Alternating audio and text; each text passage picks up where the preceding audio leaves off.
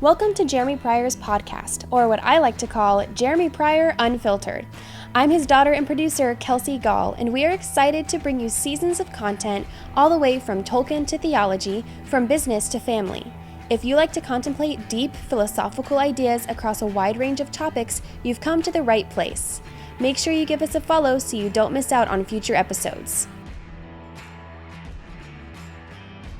All right, guys, I'm here with my daughter, Kelsey. We're going to have a quick conversation around just a topic that I've been thinking about, that Kelsey and I have been chatting about, and I'd be curious as to how this strikes you guys. And so I want to talk about this kind of in terms of a couple of cultural conversations that are constantly being framed in ways that I think are very central to the way that many people in our culture currently think, but we're not talking about the framing. We're only talking about the topics.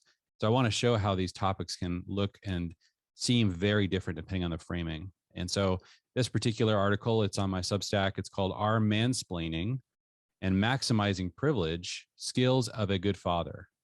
In other words, are these two things that are kind of considered to be negative in the current framing that our culture tends to adopt about them, actually skills within the family? So let me read you guys this article, and Kelsey, I'd love to get your take on this. So we rarely pay attention to the way an argument is framed, but looking at something from the proper frame is often half the battle in trying to see a concept correctly. Today's Western culture has an obsession with framing things in terms of things like gender and race. This causes our culture to determine whether an action is virtuous primarily through uncovering whether the actor is a member of an oppressor group or a victim group. The solution to this inequity is for members born with the wrong gender or race to shut up, step down, and get out of the way. But is this the best framing for the flourishing of society as a whole? Ancient cultures almost universally adopted a different framing for most of these issues. The family, for example, instead of grouping men and women by their gender identity, they would see them through their family identities as fathers and mothers or future fathers and future mothers. This framing reveals that men and women are primarily on a team working together to build families. What is a good father is good for mothers, and what is good for both is good for children. One of the casualties of thinking of men and women as two teams opposed to one another is that elements of fatherhood that build up families have been reframed as toxic male practices that oppress women. The impact of this framing is that men are becoming weaker fathers, which in turn hurts mothers and children. I've noticed this especially as I've engaged in certain traditional fatherhood practices. I felt myself hesitating, wondering if I'm actually doing harm.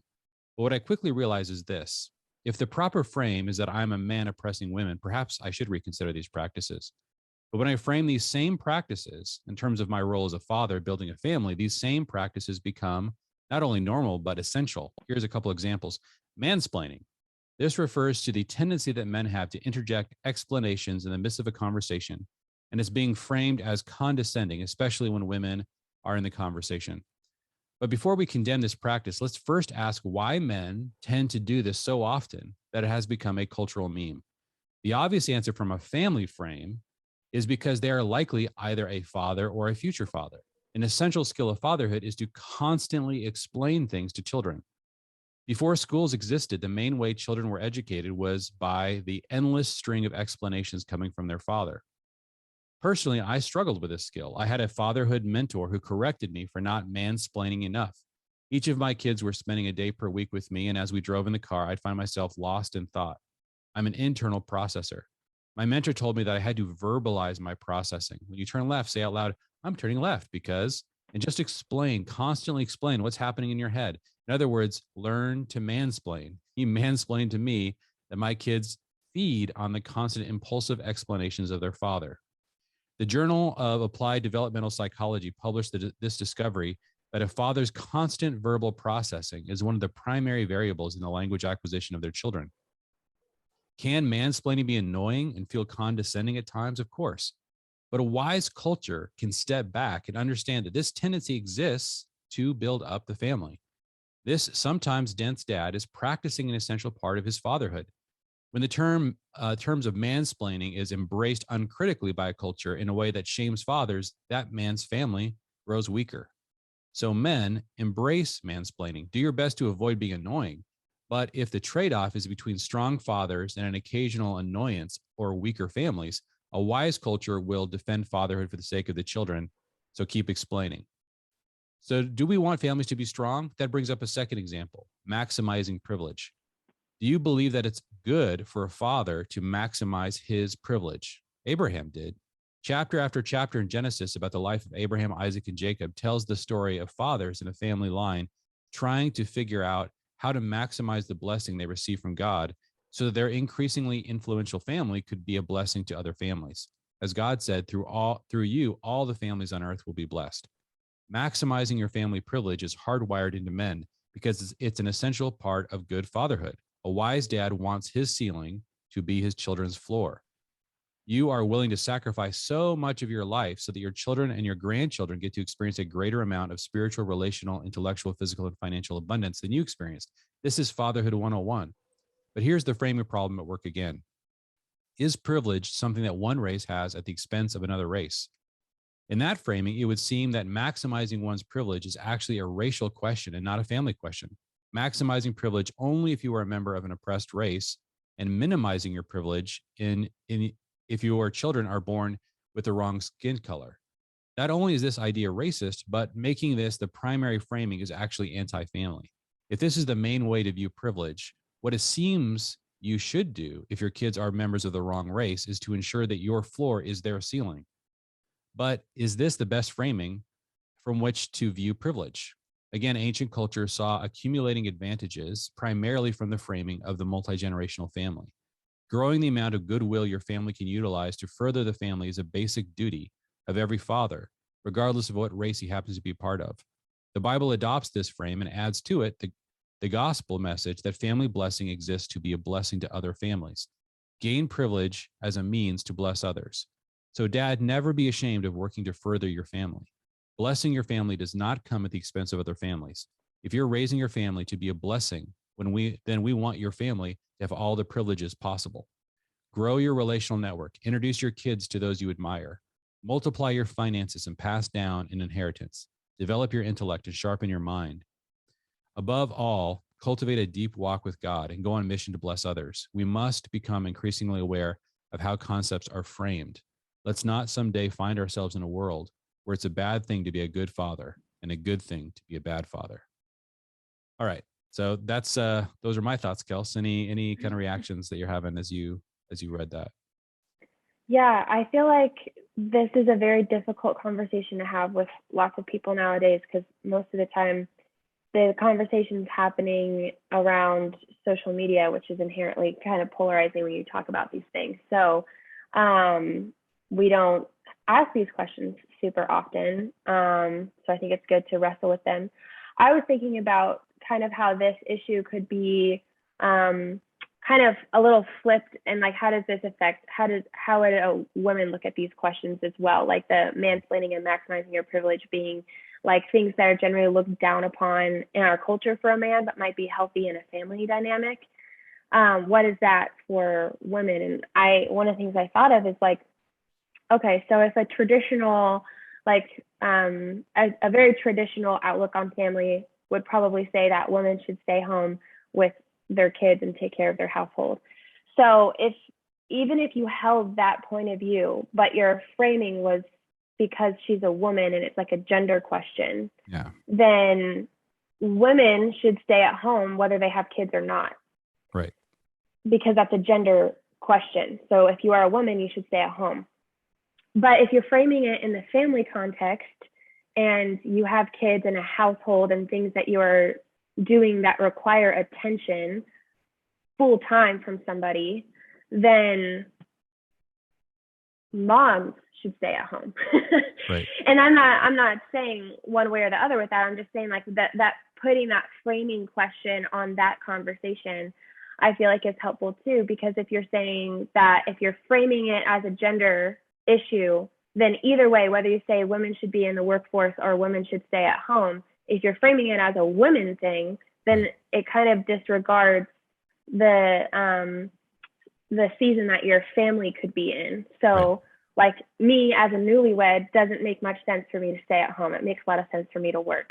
But when I have kids and there's a full-time job's worth of things to do, then as a mother, it probably makes more sense for me to utilize my skills and my time in that way. And so I think I think it's hard to have those unpopular conversations when you're not actually taking the framing of the argument into perspective as well. Right. What's another way to even spin this around is say, a lot of times when I'm arguing with somebody, I will tell them, from your frame, I agree. Like, I actually agree with you. If the number one thing to think about is the flourishing of the individual, and that there is absolutely that what happens with the family is irrelevant, then if I was only thinking about that, then your argument starts to win me over. I mean, this is the reason why the argument is usually won or lost before it starts, by the framing itself.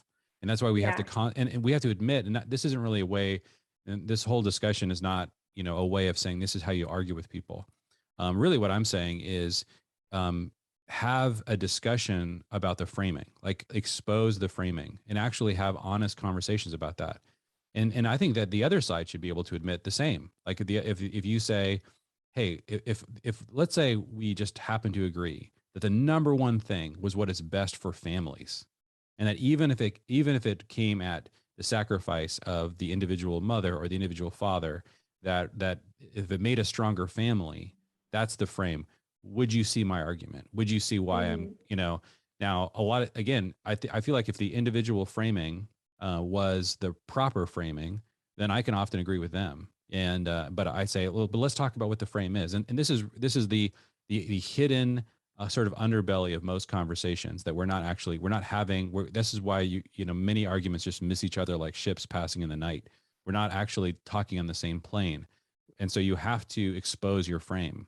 And so part of what I think I'm really, I think that what I'm trying to really wrestle with and try to expose is that the decision to make the individual the primary frame for all of these conversations is an enormously unusual and historically strange decision.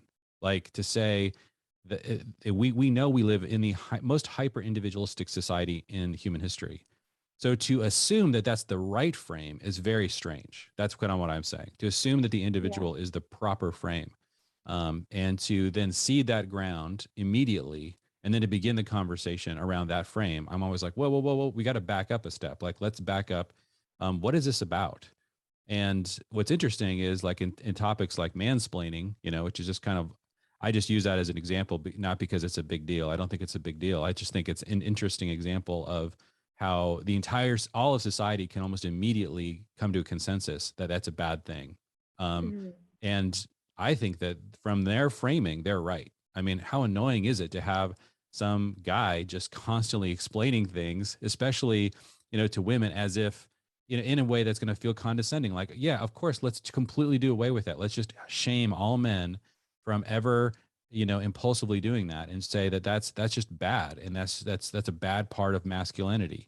But then when you frame it as a family issue, and when you're sort of, let's say, putting up with this dad who just keeps explaining things impulsively, you might want to tell him, hey, that's getting annoying.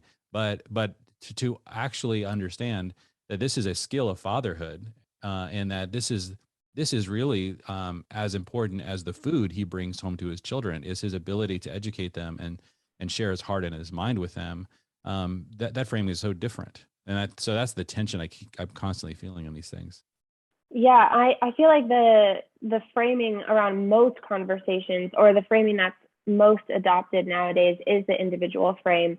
Believers and non-believers, like, no matter what your political party is, it just seems like that is the default framing for most arguments, which makes me wonder, like, how did that start if that used to be, like, not even considered in, like, ancient cultures? And I wonder if a part of it has to do with, like, literal survival. Like, if you think about, like, when civilizations were actually being built, you could not divide over individual issues like that. Like, that wasn't even considered, that you would all die, or, like, it wouldn't make any sense. Literally building a city, like, if you're building a building with someone, you can't all build it according to your individual expression of how you'd like this building to be built. Like, you had to all come under a leader who is telling you how to build it. And so I think that nowadays we're all almost bored. Like, everything is up in the air. And not only is there, like, a lack of truth, or a lack our unwillingness to admit that there is truth, but also like there's no necessity for framing your arguments any differently. And so I was even thinking about this when it comes to like, there's some arguments that I want to say, oh, well, with a non-believer, this conversation makes a lot more sense from their, like, I can see why they think that. Like, yeah. I mean, we're recording this during like Pride Month when there's just like parades and flags and everything everywhere. And I have a hard time thinking that it doesn't make sense from their perspective. I'm like, this all actually makes a lot of sense. Why under their perspective, why would you tell someone they can't love somebody that they want to? Right. Like, that doesn't make a lot of sense. But then if you think about family, it's like, oh, you literally can't reproduce, or there isn't a mother and a father figure in the household. Like, it starts to unravel at that point. But if it's about your individual expression, it makes complete sense. Like, I know that there are non-believers who are, you know, against homosexuality or gay rights or whatever. I'm not sure what their reasons are, but I think if I was a non-believer, like, it would make a lot of sense to me that you shouldn't try to prevent someone from being in a relationship with someone else. Yes. So I think it's so prevalent in our culture, but it's almost like you're saying, you don't even ask the framing question because it's so under the surface, and everyone is just assuming the individual narrative. It's kind of like a debate. It's a trick almost in a discussion to ignore the frame and just go straight to the arguments. Because if I can get the person to unwittingly adopt my frame, then I know I'm going to win. And this is really, again, it's not about arguments. I think that if we actually would both expose our frame, then we actually agree. Like you just said, I can agree with somebody and say, yeah, from your framing, if the highest thing is the individual, and if we're so safe, and if the world has been transformed so dramatically, so that family is really not that relevant anymore, and the individual expression is really what matters, then hey, like, I can definitely agree with your position from that framing. What I disagree with isn't your opinion; it's the framing. I don't think that's the world that actually exists. I think that family isn't critically important. I think that is a higher value, and that it's okay to to sacrifice some individual expression. You see this on teams all the time. If you're on a basketball team and somebody has figured out how, if they just take all of the shots and their stats are going up, it may be better for their college prospects. But then the coach has to pull them aside and say, hey, I know why you're doing this. I know it's maybe in your personal best interest, but that's actually not, you're on the court with other people. And so this isn't this is not the arena for your personal individual pursuits. This is a team effort. This is something that, so when I take you off the bench and put you in the game, I expect you to be a team player. And so the coach essentially tells the player that the proper frame is the team frame and not the individual frame. And so I think that there is a massive debate that is not being had, which is, like you said, there's sort of cultures that assume that the individual frame is the proper frame, and we've never had the discussion. Another example is, South Korea has one of the lowest birth rates in the world, and they are kind of going through a very powerful popular culture transition where an attractive man is being increasingly feminized in terms of just wearing makeup and just doing things that are traditionally female. And this has started to infect China. And China said, we don't want that frame. And so there was this battle that's going on culturally in Asia between the hyper individualistic frame that's just erupting in South Korea and causing the birth rate to plummet. And China is concerned about their birth rate and how this is going to make them weak as a country. And so they're putting on the country frame and saying we have to defend our country from this individualism. And again, that these are the most important questions to have. These are the most important discussions to have. We have to talk about which frame is higher, and we can disagree about that. But it's wonderful to have that discussion, and it's really great to be able to enter into each other's frames. I love it when people who have never even thought about the family frame being a way in which to see a particular issue. like you just described. I rarely hear any Christians ever debate or have a conversation around the topic of same-sex attraction when it comes to the implications on the multi-generational family. That's the primary frame that it would have been seen through historically.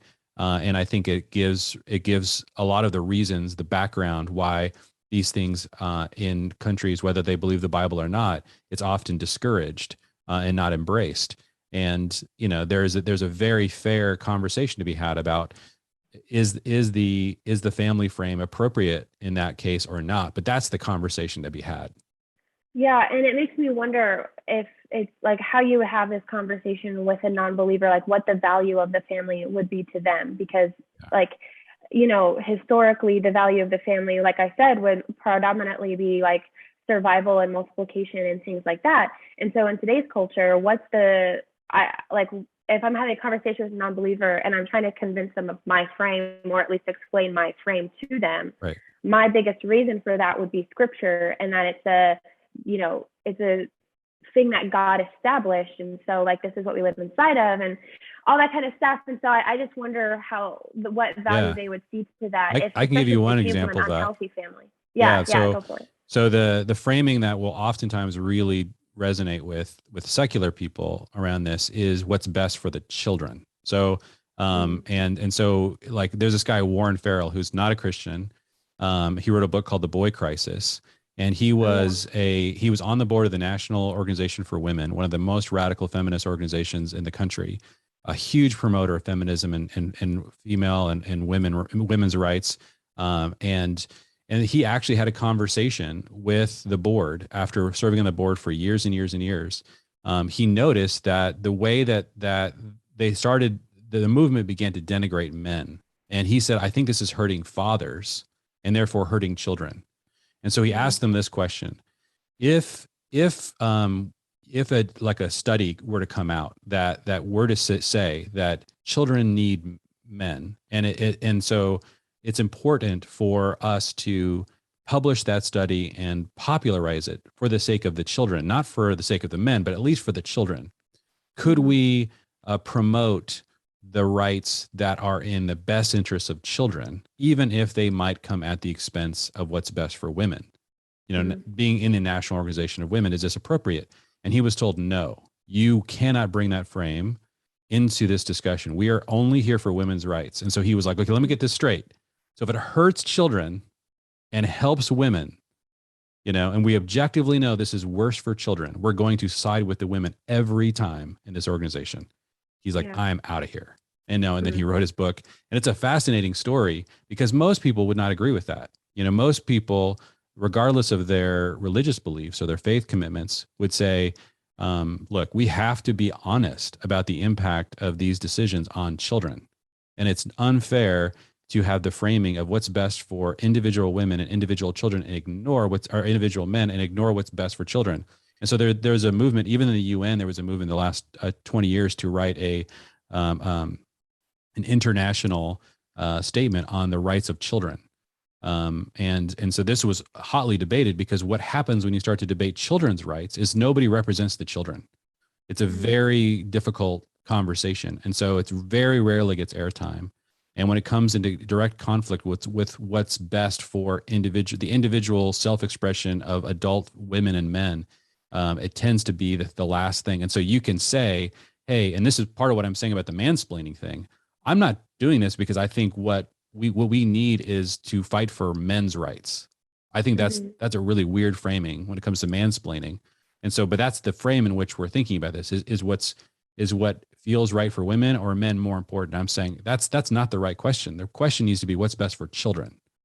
And then, then I say, when you start to explore that, then you can like widen and say what's best for children is often what's best for the family, and that adult fathers and mothers need to be willing to sacrifice for their families, which means, usually in the most practical sense, do what's best for the kids. Yeah. So that's really good. Yeah. So anyway, I just want to kind of stir that up, trying to like understand and kind of give some practical examples of how framing is so important when having conversations with people and how fun it is, I think, and how oftentimes uniting it is to expose the framing and to know that, look, framing what is highest is often an article of faith. It's not something that with somebody who doesn't believe in your faith, you're going to find some objective way to prove to them. You can make arguments for why you think this framing or that framing, but because it's an article of faith, it's really important to be very open about, like, okay, I understand why you think that's the best framing. This is my framing. Let's talk about the argument from your side. Let's talk about it from my frame and see if we can agree that given our frames, we both are seeing this logically and reasonably. But that what maybe we really should be talking about is the faith that undermines the frames.